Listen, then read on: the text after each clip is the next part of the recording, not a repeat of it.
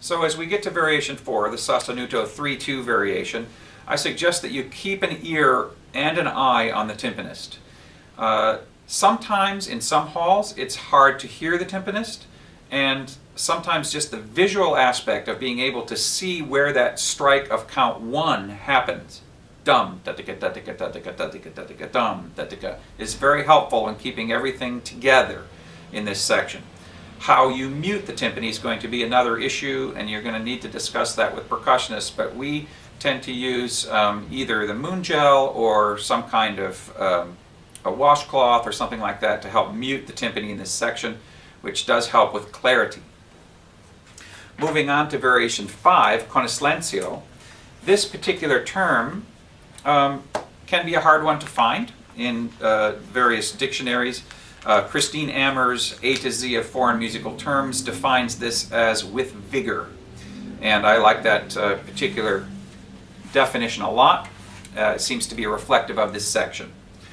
So this section is a 3-bar canon. Every 3 bars we have a new entrance, and I might suggest that we highlight the new entrance by gently making a tiny little diminuendo at the end of each 3 bars of the new, so that we make room for the new entrance. For instance, I might add a little bit of a diminuendo in the 3rd bar for the snare drum to let the cymbal come through. And then once the cymbal's done, we have cymbal then gong. So 1 cymbal gong, 2, 3.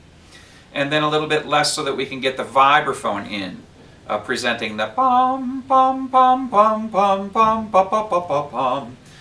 Okay, so that we need to make sure that we make enough dynamic room so that each subsequent entrance is heard clearly.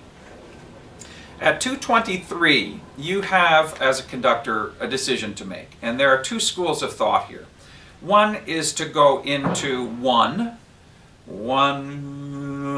bim, bum, be, or a macro 3, bum, bim, bum, be, or to stay in 3, bum, bum, bum, bum.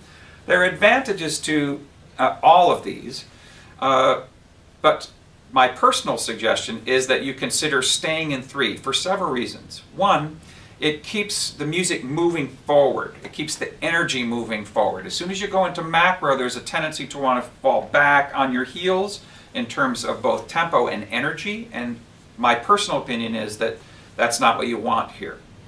The other advantage is that you can give a nice little gesture of syncopation count on count 2 in measure 224 and measures like that.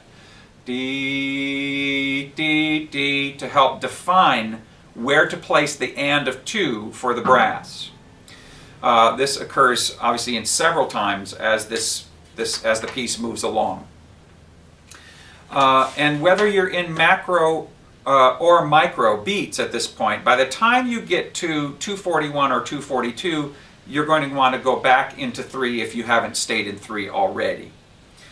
I sometimes, in the very end of this piece, score page 35, is that the one? Yes, where the horns, 2nd and 3rd trumpets have bum, bum, bum, bum, bum.